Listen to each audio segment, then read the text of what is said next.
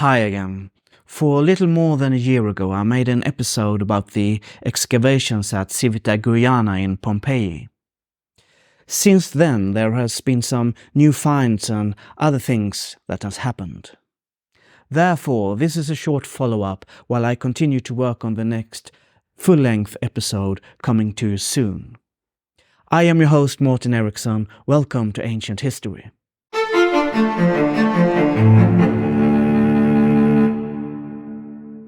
In the double episode that I made about Civita Giuliana, a house in Pompeii that was buried during the disastrous eruption of Mount Vesuvius in 79 CE. One part was about the finds of an almost intact slave quarter in the house, and of the cavities found after a master and a slave in one of the rooms.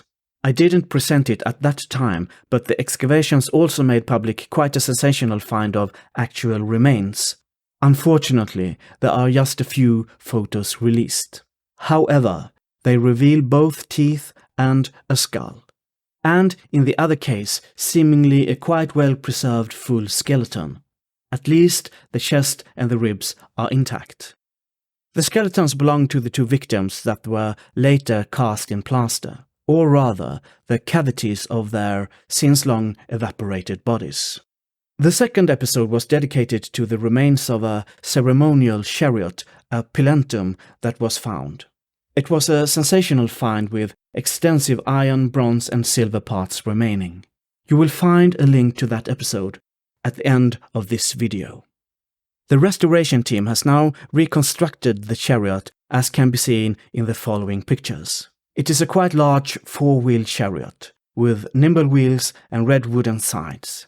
The different details that were found has been placed where they were supposedly placed in the time when the chariot was used.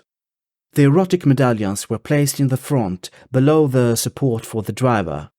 I suppose it is the part that can be seen just above them. The driver and the companions would then, as I see it, have been standing in the chariot.